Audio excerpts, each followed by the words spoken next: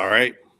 Good morning. This is Anthony Parent of IRSMedic, and John and I were just talking before going live, and we're not sure exactly what to make of this topic, but we're going to be talking about the real Constitution of the United States of America, and that is the tax code. And what? Oh, hold on. I had a little delay. I had the window open, so a little echo. Anyway, it's a really fascinating thing what's happening, and I think that might be an understatement. But we have, it looks like the IRS may be destroyed, but the IRS may also get incredible powers. And I'm not sure which way it's going to go, to tell you the truth. I hear President Trump saying promising things, but then I hear not promising things. And my own experience is there's a lot of things going on that people aren't aware of. And before I get to our great guest, the great John Richardson, I want to share a personal story, or actually a professional story. Last year, I had a client call who was under investigation by IRS criminal investigation. And he was a straight shooter. He was a guy who never did anything wrong. And he was freaking out. Why am I being, what's going on? What is this all about? I've never cheated anybody. I've never cheated on my taxes. Why am I being investigated? He was looking at losing his entire life, his everything. Because the IRS started to investigate him. And as I looked into the case more, and we got a forensic accountant on it, we discovered something that no, his numbers were right. His numbers were really right, and that he just used an interesting accounting system because he was threatened with litigation by an unhappy customer. And the thing that struck me about this is when I was looking at the data, I couldn't figure out how the IRS got it. This guy never burned anyone. There wasn't a whistleblower. There wasn't any CPA collusion. It was a good CPA firm. They weren't up to any shenanigans. And he himself wasn't up to anything. And I wondered how they got this. And I realized, I said, you know what? I think they're snooping. I told him this. I said, you know what? They should not have had this information. How did they get it? It's very concerning to me that they did. And I also concluded that they were likely spying on my phone as well. And now these were my theories about what the government and the IRS is up to, that there's just basically illegal snooping on a wholesale basis of everybody. And here's where the conspiracy theory, John, comes a little true here, and I don't think I'll be able to share my audio on this, but I will put the link to this in the super chat, so people you want to check this out. This is an incredible post right here from Wall Street Apes. This is Representative Harriet Hageman confirming my conspiracy theory that the IRS is snooping on every American illegally. Here it is. A sitting member of Congress is saying, we have learned is that the IRS is in fact using AI to access bank accounts. Well, I don't know if it's that. I mean, it's some other snooping to access bank accounts of American citizens without any kind of search warrant, or even without any specific claim that they have committed a crime. And then she explains that it was an undercover journalist who have found it. And the IRS also claims that they have access to every single person's bank account, right? I mean, this years ago, I think this would have been a bigger story than it is, but it's just sort of swept under the rug, and it's not given any attention. But here it is. It is a massive, massive breach of the Fourth Amendment in every which way. And that's why I started this off with the real Constitution of the United States of America is the tax code. That's what it is, because we have the Fourth Amendment, but it must be bend. Everything must bend to the enforcement of the U.S. tax code. You have no right to any privacy if the government alleges taxes, because it is the real Constitution of the United States of America. So with that introduction, I want to get to the great John Richardson, who's joining us today. John, are you going to say where you're coming from today, right now? Or is the last couple of days I've been at an international tax conference in Mexico, so I'm in Mexico. You're in Mexico at an international tax conference, and have you learned some things there while you've been there? How I learned some things. Well, I mean, the whole thing is it's just overwhelming. You know, the number of rules, regulations, taxes, penalties, info breaches. I mean, there's only a certain amount that any human being can understand of this stuff. It's terrible. I mean, it's a whole industry, right? The whole legal and tax industry has essentially been conscripted into what's, basically a war on individuals. That's a great way to put it. Because what could the IRS do without the tax industry as enforcers? And that's really, and my observation has been is that the tax industry just basically has been the enforcers, because there's a lot of things the IRS can't do, won't do. They don't have the resources to examine, and the only way that they get compliance is because they have deputized, I guess, the whole private tax industry to be their enforcers. And I think that's a good way to put it. And that's what's truly frightening. And it's truly frightening when you see people on Twitter who think it's a good thing. They're oh, it's a good thing. It's a good thing the IRS is here, and it's a good thing because it's a lot of money for us, which I just want to get to this real quickly, too, because, we're going to be talking about, and this is going to be a little bit more of a conversation. John and I are going to have a little bit more of a conversation today. And so we really hope that we get some great comments and some interaction going. So please feel free to comment. We want to get to those. See, we got a nice audience filling in right now. So that's always nice. I always like seeing that. I want to go over to this one, John, real quick, because, this channel, one of the reasons why this channel actually took off was because of FATCA, the Foreign Tax Compliance Act. I didn't have many followers before I started covering FATCA, and boy, did I hit a raw nerve. And really, I found it fantastic, and I think that's why you and I came along, and Keith and everyone. We got it, the anti-FATCA League. I think we really has really generated a lot of views for my channel, and it's fantastic. But I want to get into something right now. This right here is just basically when we're talking about the Foreign Account Tax Compliance Act, okay? And I remember when it was passed, and I was like, this is ridiculous. It was the claim was that, and I have it up here, it was claiming that the Joint Committee on Taxation estimated that FATCA would raise approximately $8.7 billion over a 10-year period. Okay, so by my math, that's $870 million a year in free revenue. FATCA would create. But the truth is bad. Now, the government's claim is that FATCA contributed or helped bring in $10 billion in taxes owed, fines, and fees. And it's like, that's not even true, because the penalties for not filing a Form 8938 are $10,000. A lot of people would have been better off.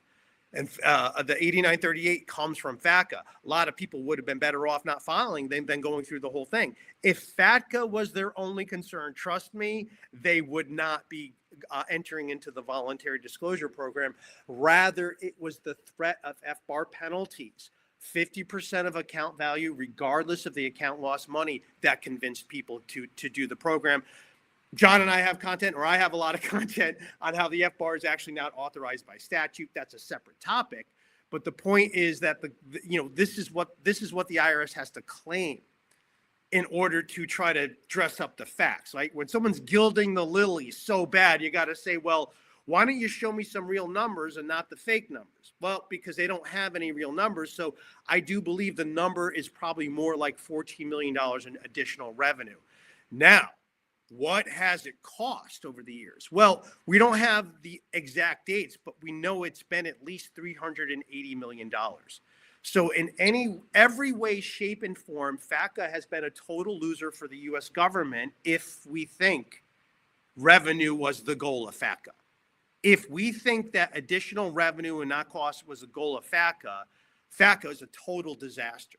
If, however, we look at FATCA as just, it's just part of the entire surveillance state, then the government loves FATCA because it's bringing in all of this information. You are able to access incredible information on the Foreign Account Tax Compliance Act.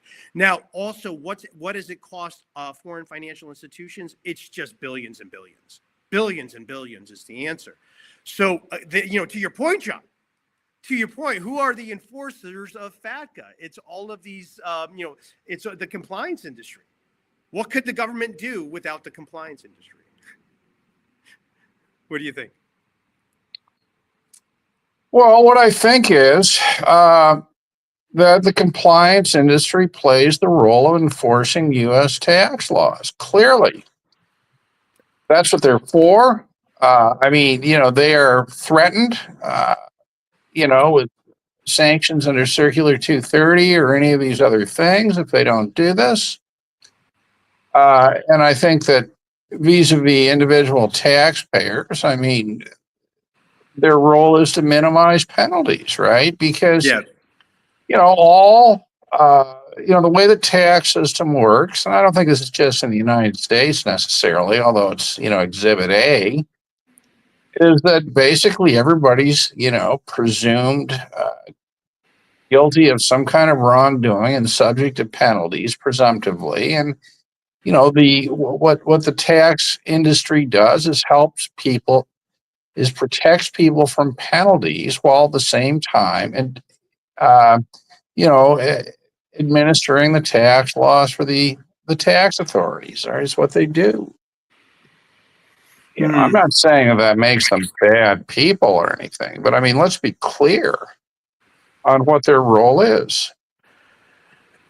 Yeah, right. And John, and I think this is, and I basically right, their role in a way is to help the government violate the right to privacy, I guess. Right. Well, I think there's absolutely no question about that. Absolutely no question. I mean, oddly enough, I had absolutely no interest in privacy rights or data privacy rights until, the last 10 years or so, having been involved in this sort of thing, helping people with these kinds of problems, that is. And, my mind goes back to, you talk about individual rights. I mean, one of the seminal articles on this was an 1890 Harvard Law Review article called "The Right to Privacy" by Brandeis. I got that up on the screen right now, John. I know you can't see it. You're coming to. Where fundamentally, they make the point that privacy is the foundational or fundamental human right. Okay, the ability to, I'm going to use the word hide, or rather just exist independently of, having all their activity monitored by the government. I don't think that's hiding. I think that's just, stay out of my life. Okay. Sort of thing.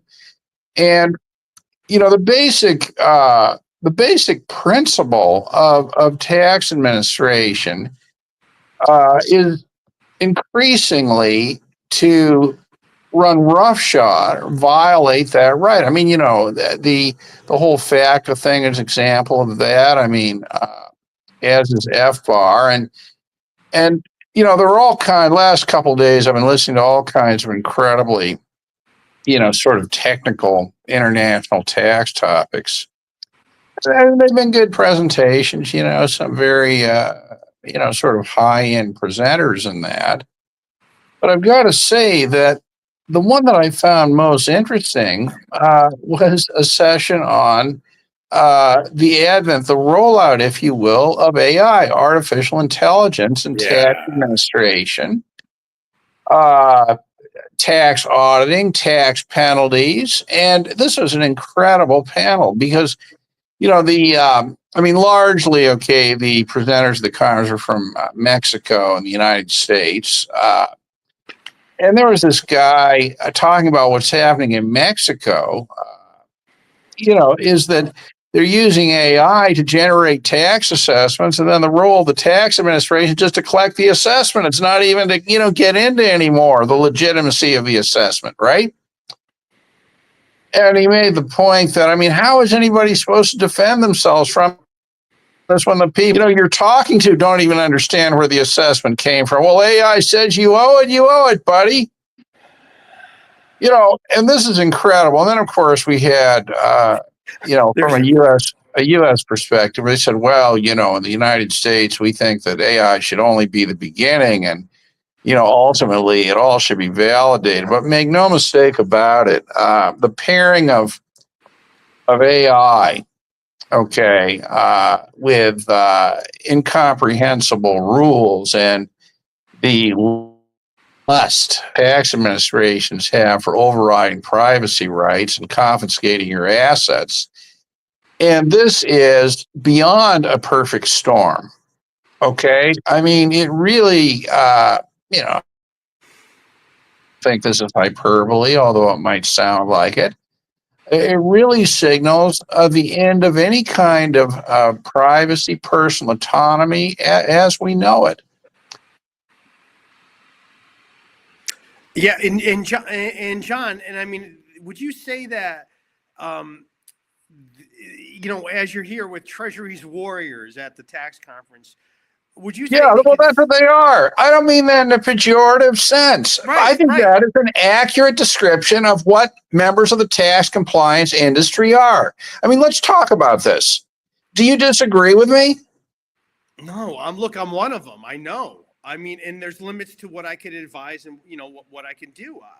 I agree. I am, and I remember, the thing that surprised me when I started as a tax attorney is people hated me. They hated me. I'm like, but I'm a good guy. What do you mean? I help people with their taxes.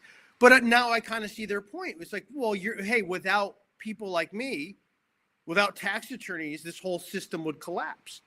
Without that, it really would. It would collapse. So even though I am on the side of the taxpayer, without me, the whole system falls apart. And I do sort of recognize my contributions to it. Then I think my penance is doing this channel. That's what it is, John. My redemption is trying to do this channel, like explaining the things I have to do and explaining what I've seen. I think there may be some truth to that, but you say, well, people hated you. Maybe what you should do, Anthony, is set up some sort of online movement or club where tax professionals can find people who like them. Well, there is. They are on Twitter, tax Twitter. And that's right. That's where they bond. One person's tweet, then you'll get them all. And I've actually found some people I disagree with. But I do like the fact that they're open. I think there's some people there. I was like, okay, I disagree with you. You're not. And I think the thing is your statement is they don't see their role in the whole thing. It's like, what do you mean? I'm just running a tax business. Hey, taxes are the price we have to pay for a civil one. That nonsense. Well, Anthony, it's funny. Like, I'm having this discussion after 2 days of, a lot of really, sort of hardcore stuff. And let me tell you how I interpret a lot of this, okay, is that I don't think that many people in the tax compliance industry are able to step back and see what they're doing in any particular context. I mean, this stuff is so complicated that, and siloed. And if I could just interrupt, it's siloed. You don't get the whole picture. You get a part of it. And thank you. Sorry. I had this very interesting experience. So as I mentioned, about half of the presentations were in Spanish. Okay. And by the way, I do not speak Spanish. So that, they had these simultaneous translation headphones you could listen to. And one of the ones I listened to was a presentation on U.S. foreign trusts by, what was very, very clearly a high-end Mexican law firm, very clearly a high end. And what I found interesting watching this, I think it was sort of twofold, right? The first was that it was very clear to me. I mean, anybody who knows anything about this knows how complicated and abstract this stuff actually is, right? But it was very, very clear to me that the presenters were struggling, okay, with trying to, get sort of intellectual control of the concepts, right? I could tell that from the body language and that sort of thing. But what I found fascinating, and I realized this later, was listening to this in simultaneous translation, was it was so complex and technical that there was no way to translate it. There was no way to translate it. It was simply unbelievable. So I'm listening, so I'm kind of watching their body language. I'm looking at the slides. And I have these headphones on listening to this simultaneous translation where it was so complex that there was no way that the translators could translate it. It was a surreal experience, right? But I think it was really more just a visual and I think conscious example of how, the first hurdle these people have is to try to get over, just being able to understand, this stuff in an abstract way. But I mean, I never start these presentations off with the obvious. I mean, what are the foreign trust rules about? Well, it's very simple. They're designed so that individual citizens cannot put their assets inside trusts and hide them and somehow avoid taxation. Therefore, okay, the whole point of the rules is to reattribute that income back to the person, who created the trust. Now, if you started off like that, somebody might actually understand what's going on. Okay. I understand it a lot better now too, John. You are really good with the explanations. I'm like, yeah, that's a good way to put it, John. It's the only way to put it. It's the only way to put it. Up there. I mean, that's really the thing. I think, now, and John, I wanted to get to, because the thing that sparked it off is that you sent me a message saying, Anthony, we got to do this. I just watched this incredible presentation on how, and we don't have access to it because it was a private presentation, I assume. But you watch this presentation on how the IRS is I think number one, we've established the government has access to everyone's bank records. Okay. Number two, we do know that all the information that the foreign banks have sent to FATCA, is in some database. And it was, when it came in, I think it was Commissioner Redding who said that, it was Commissioner Redding who said it came in all unusable.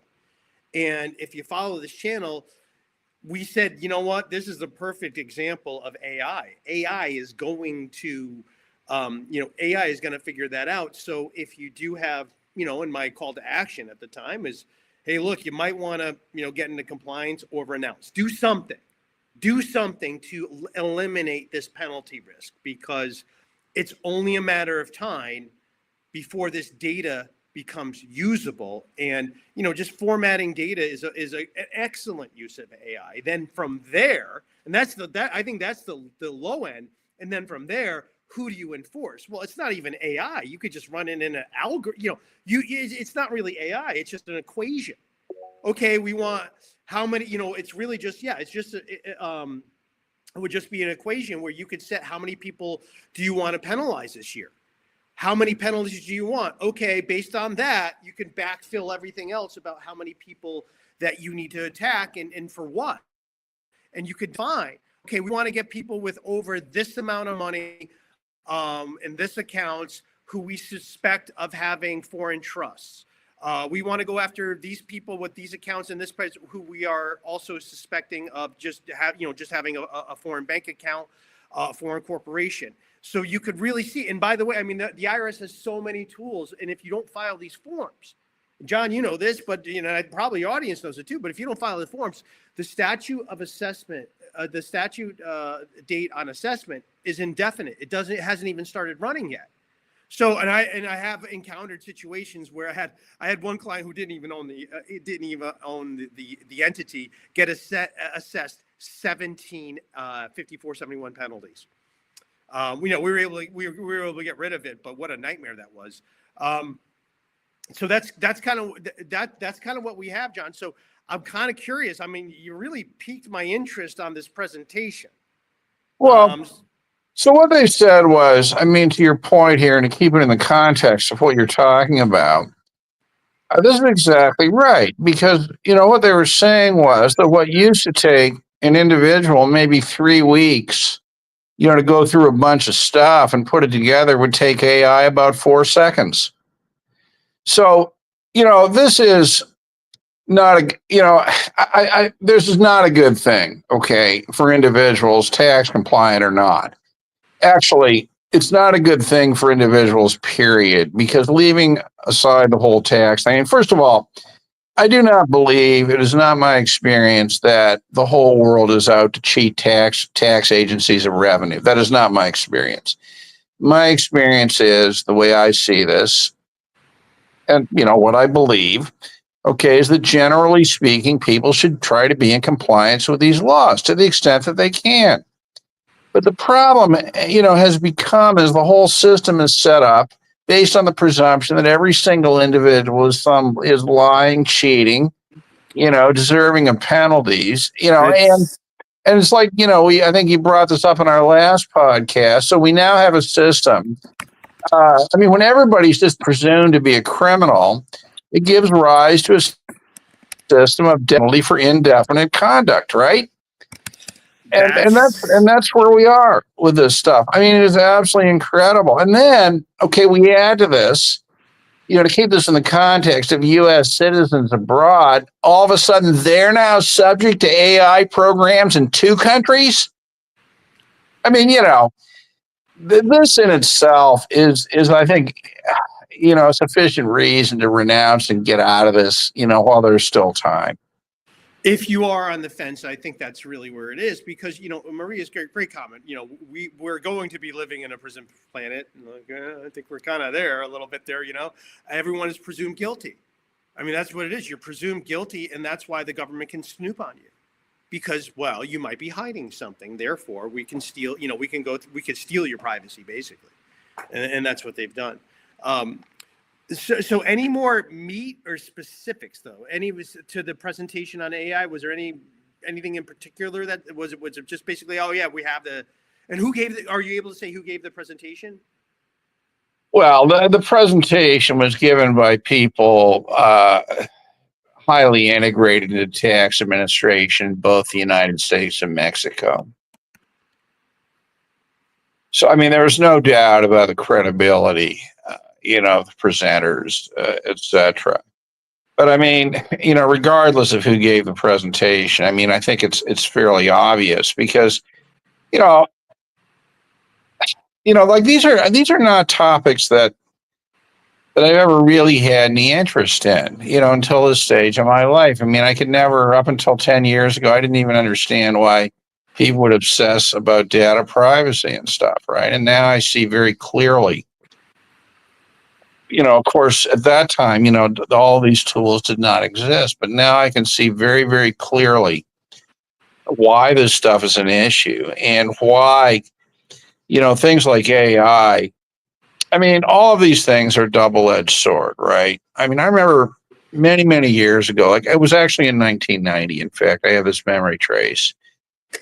I was actually sitting in a bar listening to a conversation about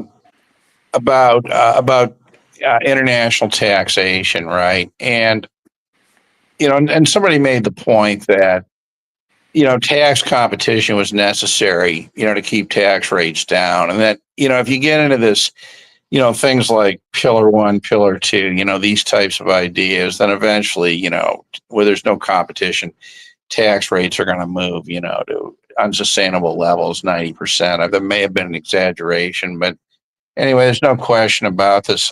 We've got really, this is a societal problem. It involves a rethinking of, are governments there to oppress people, or are governments there to serve people? Well, it's obviously oppression is the name of the game. And something I'm just sort of thinking about as you were talking, John, is that, okay, so we've established this fact, right? That the government is snooping on everyone's bank accounts, no matter what, right? You can't hide anything from the government. I'm thinking that kind of ruins the government's, everyone now has a defense to tax evasion. Well, I can't evade anything. You guys already know it. How can I evade what you already know? Why don't you guys just send me the tax bill? It's like, oh, hey, why didn't you pay your taxes? Oh, because I figured you guys were snooping, and you guys would do a better job. Your AI would do a better job of figuring out what I owe than my own return. So I just figured it was a matter of time before you would send me the bill. Because Anthony, that's how it works, though, in a number of countries, right? Where, one of the things that I thought was absolutely incredible, I did not know this. I assume this to be true, listening to this presentation, but apparently in Mexico, I find this hard to believe, but I heard this like 3 times.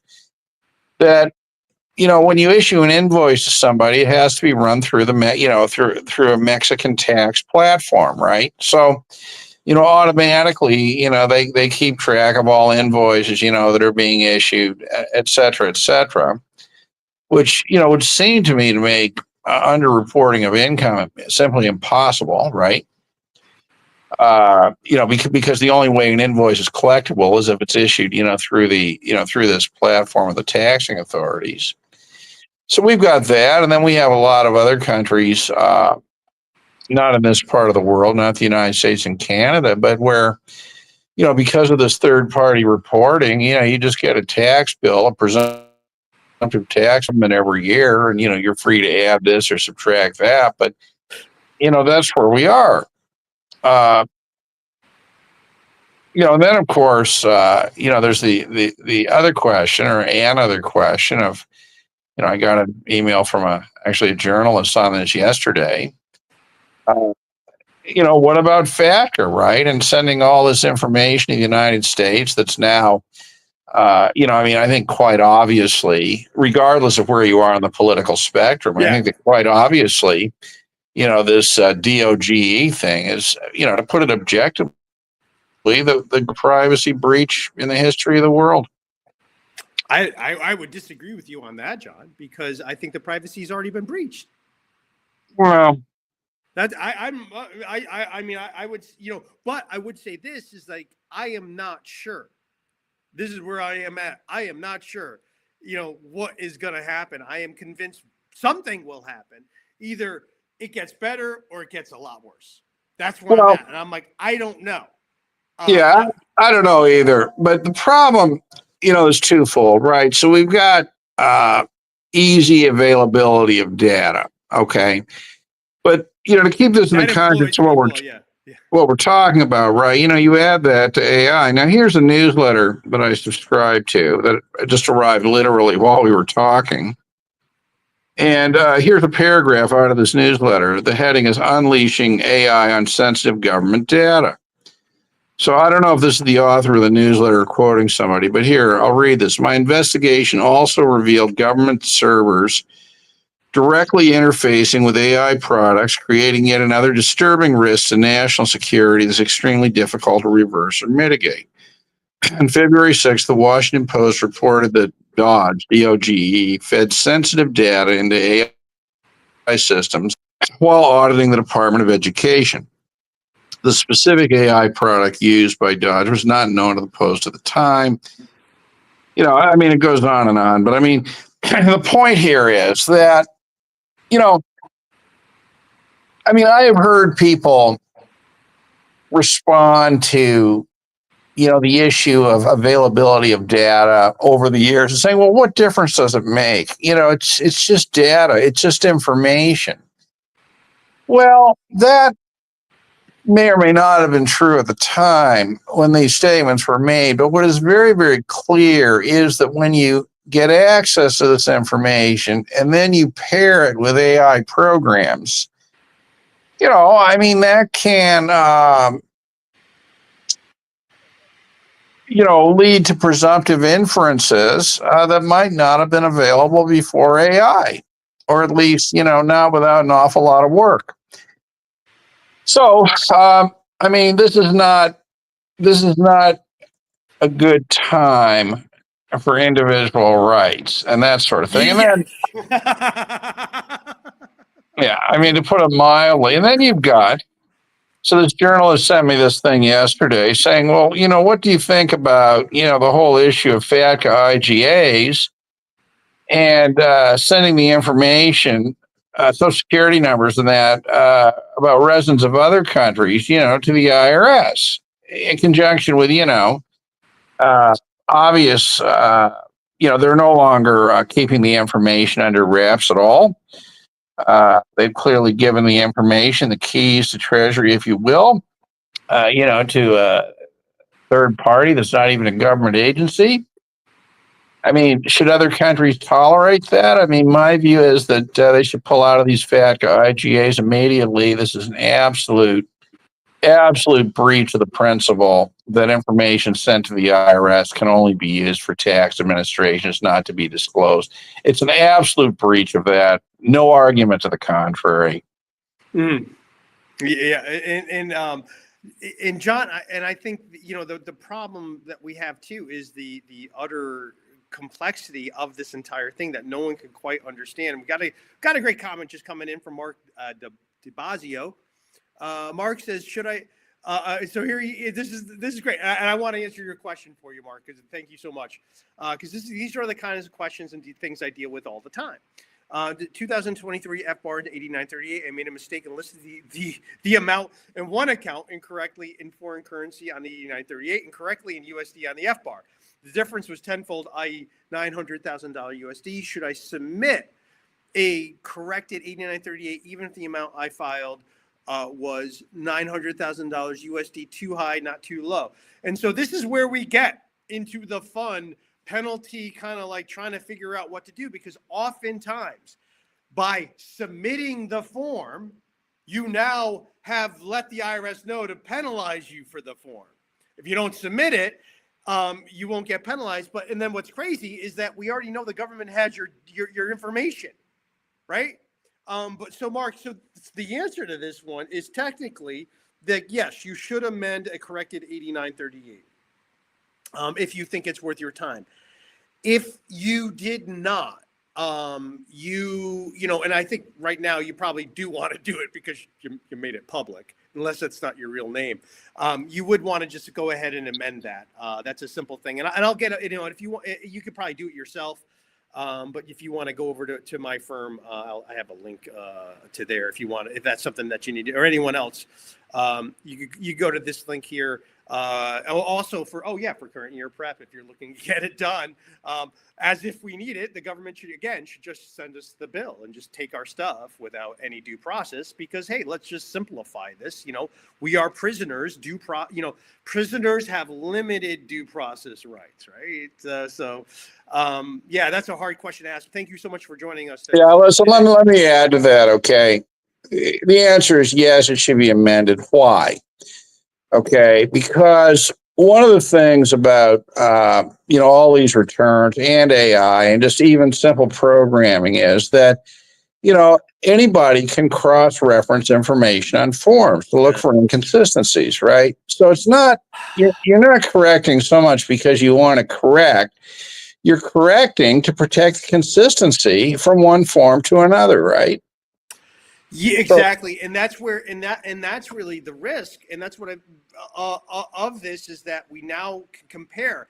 It's the fact that you filed something that didn't match up with something, or something else is missing. And when I saw FATCA come out, I'm like, well, and I'm like, when it was passed, I was thinking that, oh boy, this is going to be a problem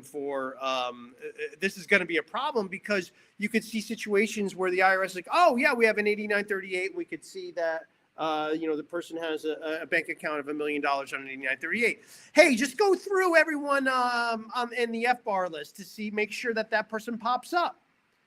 And then because you put it on an 8938, but it wasn't on an FBAR, oh, what do we have here? And now the IRS is guaranteed some sort of penalty that it can assess in a couple hours. And that's what it does. And that's what, the Treasury Inspector General took a look at large business and international. And guess what kind of cases they like the most? Yeah. Assessing FBAR penalties in a couple hours against unsuspecting people. So that's actually what it is. So I would say that's the issue, is that when you do it, you got to make sure you're doing it right. Because, you're always better off. Is it? Oh, yes, you're right. You're right. Yes. Thank you. You're right. Great comment. The FBAR isn't readily accessible by the IRS. And that's what we're told. And that's what we have been told. Does anybody seriously believe that?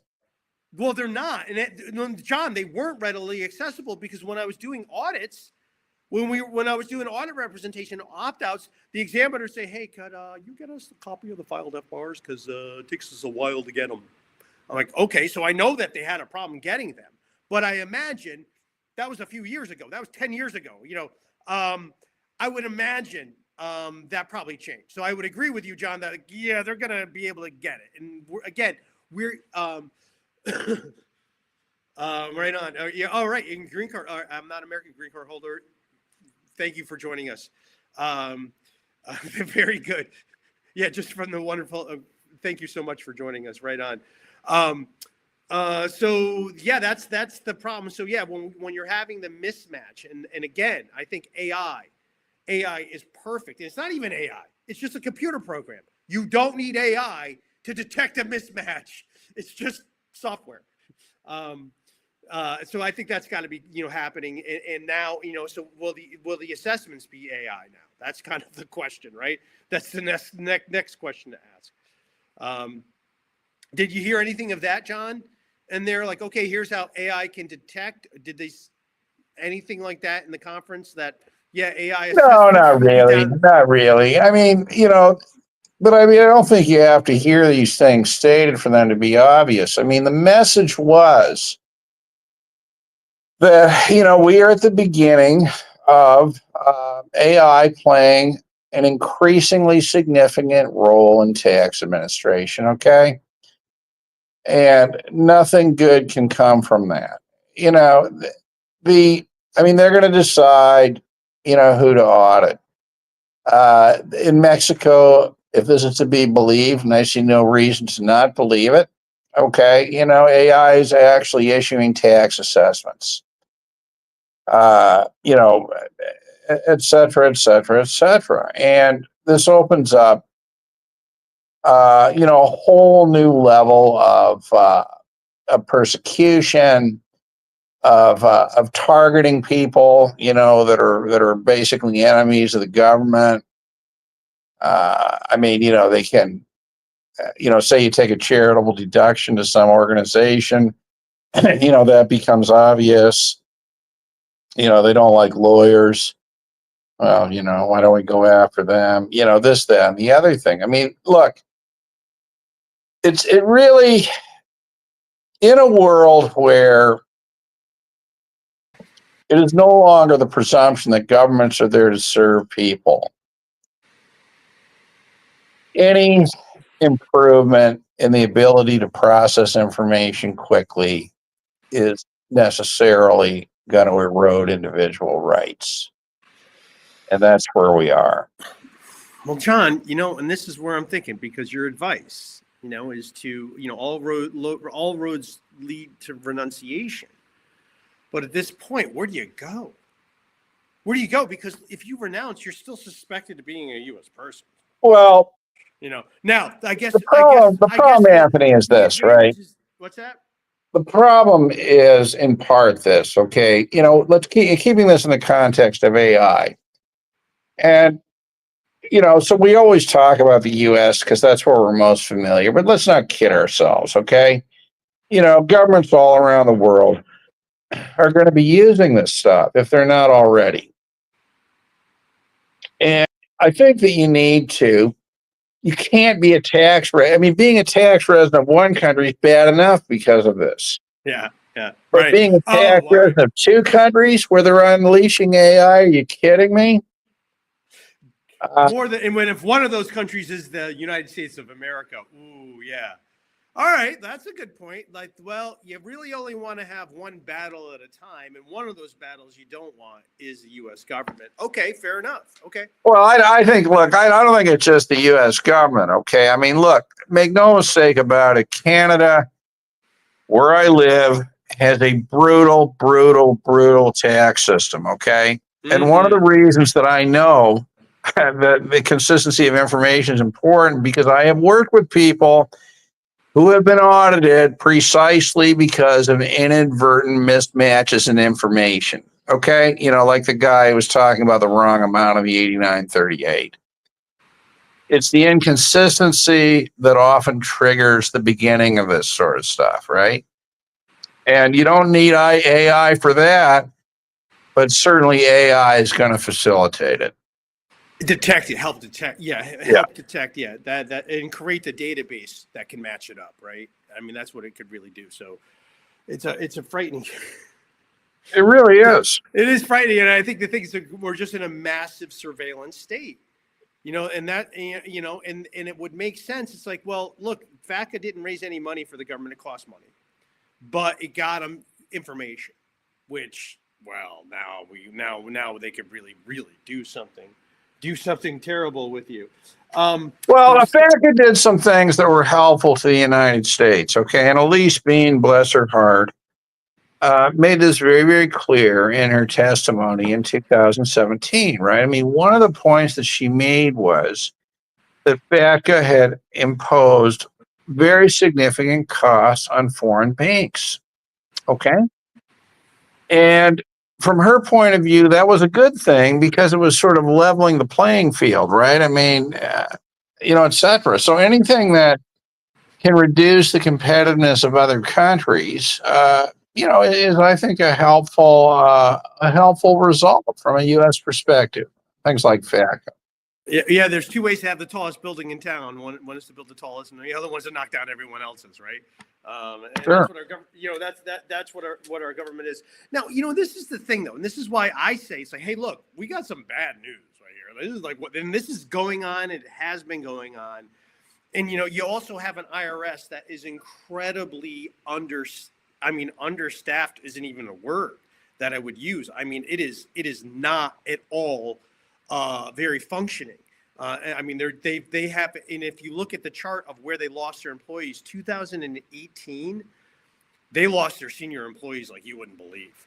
And those senior employees, and I would think this is true, is not everybody at the IRS is terrible. I got to say, some of these people are, oh my God, they're amazing.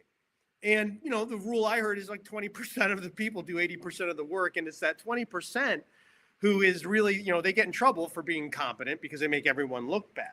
We have real problems with the IRS administration, and it's hard to get them to do anything right. It is incredibly difficult, and you're lucky if they did it. We used to be able to move our cases through. We'd be able to predict. We'd be able to say, okay, this is going to happen. This is going to happen. This is going to happen. Oh, okay, great. Relieving the client anxiety. Now it's like, yeah, you're never quite sure what the IRS is going to do. You're never quite sure. They really could kind of come up with anything and do anything. Levy and leave. That's something they like to do. They'll levy someone, and the person who, oh no, I don't have the case anymore. You're trying to get the levy off. Like, well, where is the case? And you're chasing your tail, trying to figure out where it is. It's just, it goes on. But something that, and this is where it's so confusing, and I think intentionally so. Trump went on the Joe Rogan podcast and said amazing things. He said the IRS was a stupid idea, and it was the idea of our foreign adversaries. And that blew my mind. That blew my mind.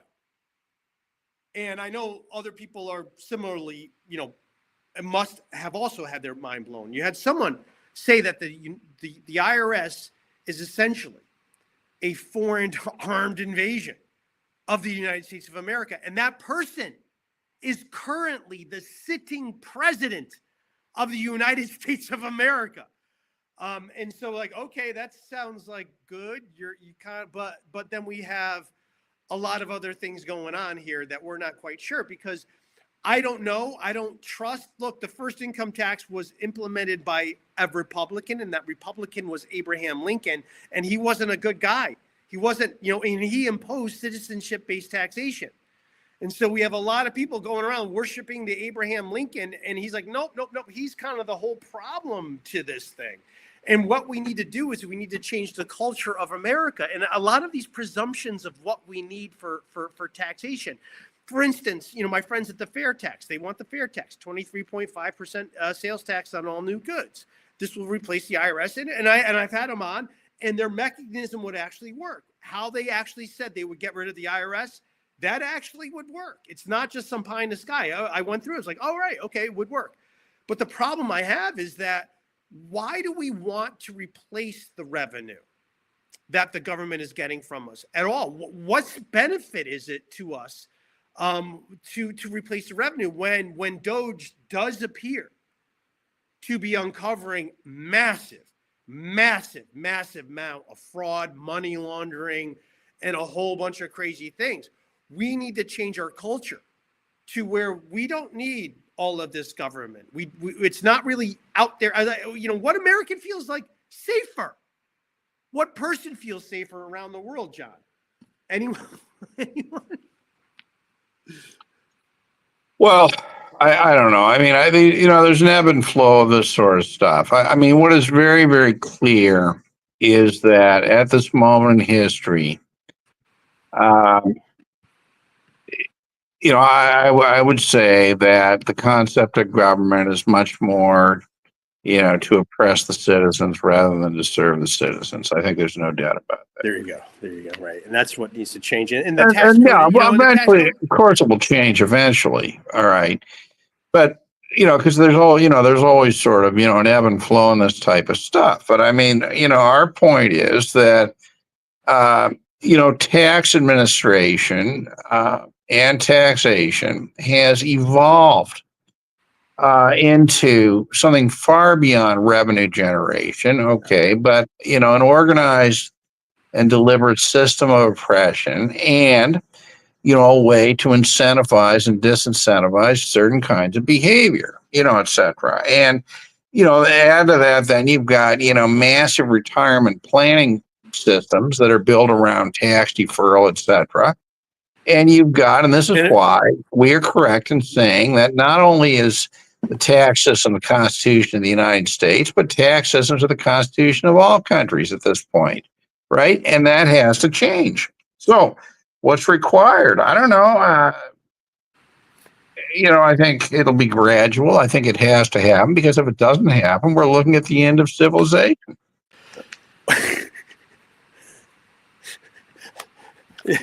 Well, it's true. Go back to Charles Adams. It's true. And what I was writing down was that, John, you just said, I mean, you come up with some gems here, my friend. And you just explained it so clearly that it's the deferral mechanism of our retirement programs that wind up putting everyone's wealth in the hands of a very few. BlackRock, Fidelity, Vanguard, they run everything. They set every board of every major corporation. They are running everything, and it's the tax code. It's the tax code that makes them. That's the mechanism by which gives them control over everything. We could we could do that. We could do that. We can own that company. We own that company. That we own that company. And it's really, and so this is the point. When you said it's not necessarily about revenue, it's about control. There we go. It's about control.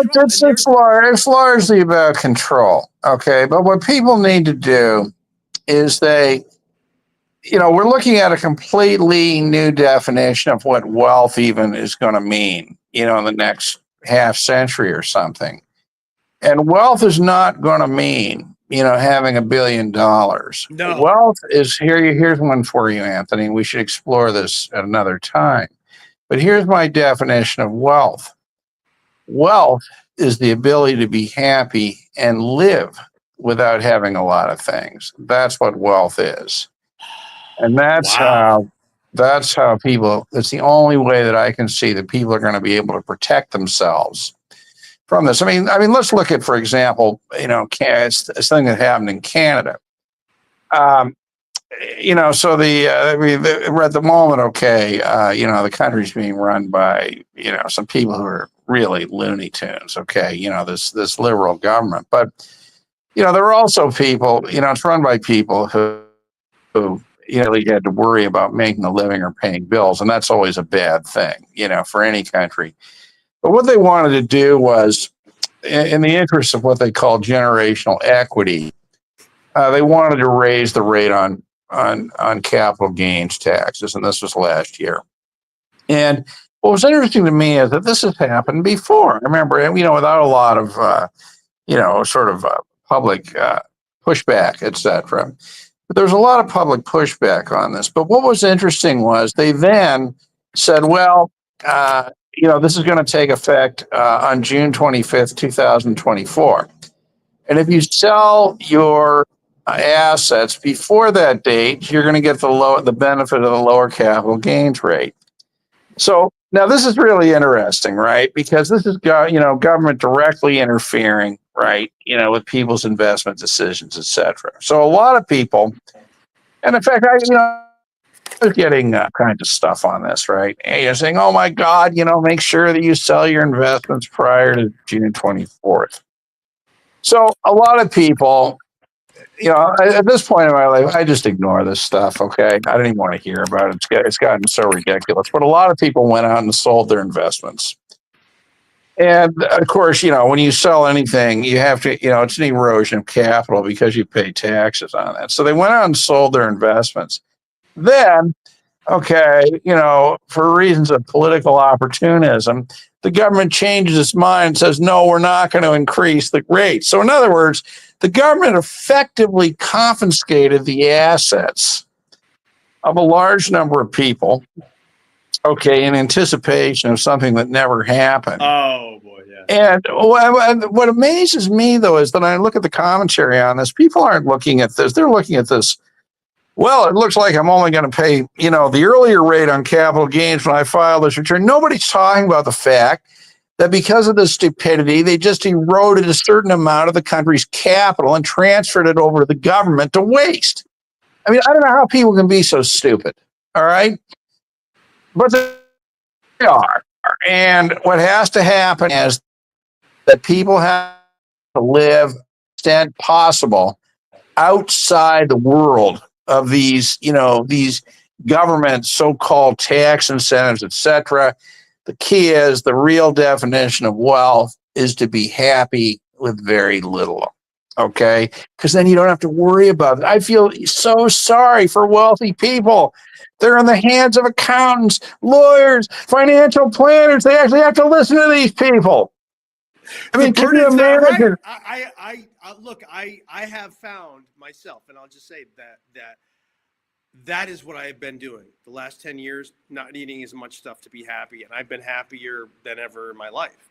And it's the things that are pretty much free that have brought me the greatest joy. Joining the church choir. That was the most amazing thing I've ever done. And it brings me joy. And oh my God, I get too excited about it. And all these things that it's like, it shouldn't cost you a lot of money to be happy. And is when you can move away from that, right? Because I always think about that too. It's like, who really wants to talk to me? Who really wants to talk to me about their, like their financial situation? Like, man, like I love my clients and I love talking to them. But I'm sure they have other things they would prefer to be doing than meeting with an attorney to go over like, oh yeah, this money comes with some burdens and the anxiety, the fear of losing this. And so now I don't need a lot. And that's the best freedom. The best freedom is not needing a lot. I do want to get to a question. We got Johnny Thunders with a question. Maybe you can answer this one, John. I don't know the answer to this one. I think I know what he's asking. Do the Model 1 and Model 2 IGAs allow the transfer of bank account transactions from overseas or just the highest balance in the year? I think Johnny's asking, what information are they sharing? Do you happen to know what they're sharing? And Of course, I know they're sharing. They're sharing the balances. They're sharing the transactions. They're sharing, the amount of the dividends, etc. I mean, all you have to do is just go read the IGAs. Just pick any one of them out you want. I mean, it's all right there. And I do recall, John, when I was comparing what they got on FATCA versus what they get on a 1099, FATCA has more information. They're getting more information on FATCA than they would if you had and that again, that's the whole point, is to control you and, hey, keep your money in the U.S., where, hey, you're not going to have to worry about that. And then Johnny Southern has the next question. How complicit are the foreign governments in allowing the U.S. AI machines sifting through their data? We're there. They're obviously complicit. I mean, look. Johnny, we're there. It happened. I mean, they know this. Everybody knows this. So what they're doing now is they are agreeing to send the information about their own tax residents to the IRS, where it's very, very clear that not only are there massive data breaches, okay, but that, AI tools are being used to process it. I mean, I think that, first of all, what is very, very clear is that the U.S. is so erratic that it can't be trusted to abide by anything it says it's going to do anyway. And the only question is, are countries going to disengage from the United States now or later? Okay, that's the only question. Yeah, if they're yeah. And they might as well disengage now. And you know, on this whole FATCA thing, I mean, you know, the recitals in the FATCA IGAs, I mean, as usual, nobody ever reads any of this stuff, right? I mean, I think they probably should.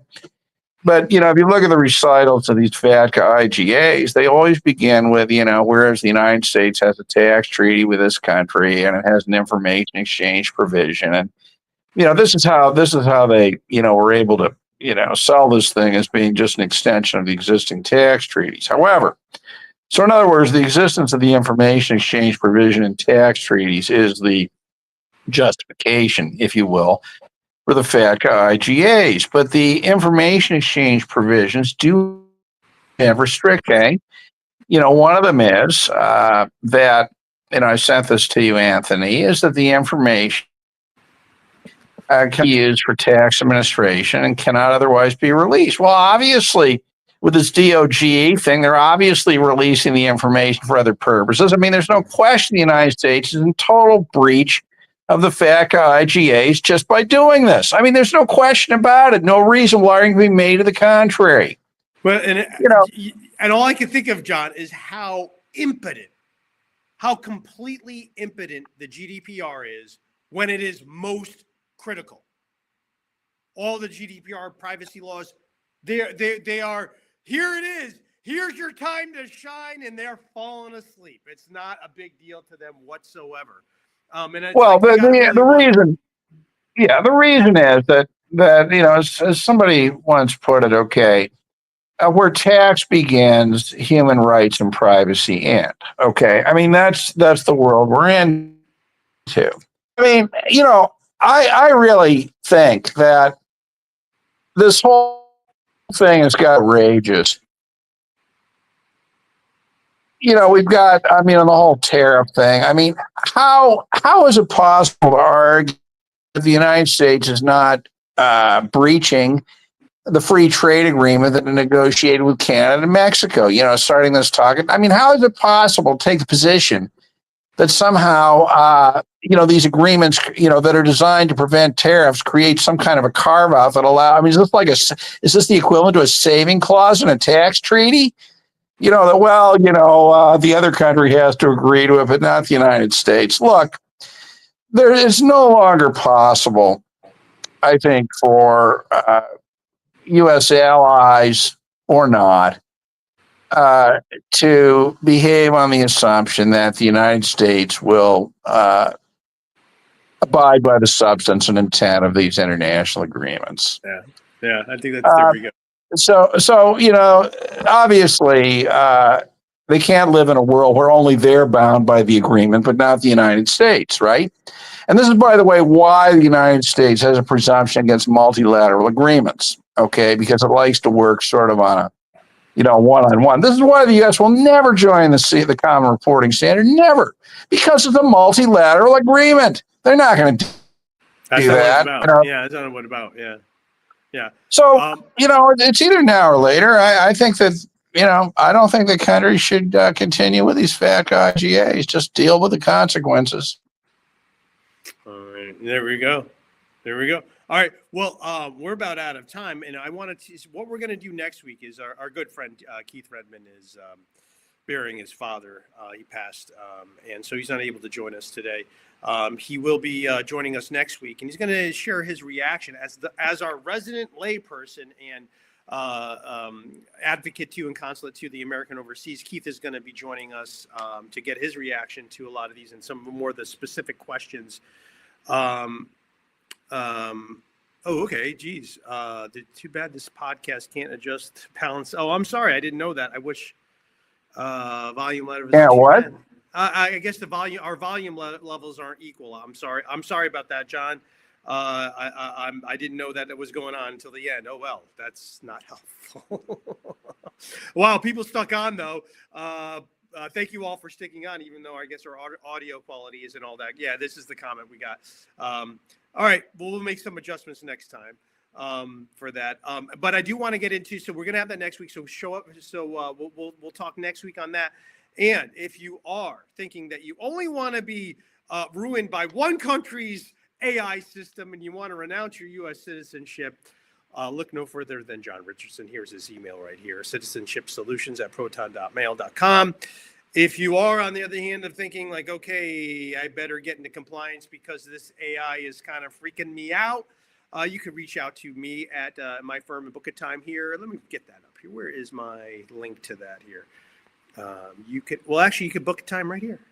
You book a time to speak with us right here, right there, or actually go to offshore. Hey, hang on, let me just fix that. My internet skills aren't so great today, I guess. God. Let me give it the right URL for you here. You just want to go to IRSMedic.com/offshore. You book a time to speak with us about coming clean. Really, it's just avoiding massive penalties that may be assessed. We're just not sure what's going on here. It's a big mess, and we're trying to sort it all out. So with that, I want to thank the great John Richardson. I do for joining us today, bringing this and giving us the news. Now, John, when does this conference end? Oh, it's over. It's over. I'm leaving today. All right. Well, I'm looking forward to any more updates from this conference. It's fascinating. Thank you so much. Well, you can go to it. You can go to it next year, Anthony. To hang out with tax attorneys. Okay. Well, that's the downside of the whole thing. I mean, I love them, but we No. I mean, it's complicated. I mean, they're good people for sure. They're all good people. The problem is that I think that generally tax people are so caught up in the intricacies of the rules that they don't really what's going on here and the role they actually play to facilitate this. But whatever. All right. Well, with that, I want to thank everyone for joining us today, and I hope to fix those audio issues next time. Thanks for watching. This is Anthony Parent of IRSMedic for John Richardson. Thanks for watching.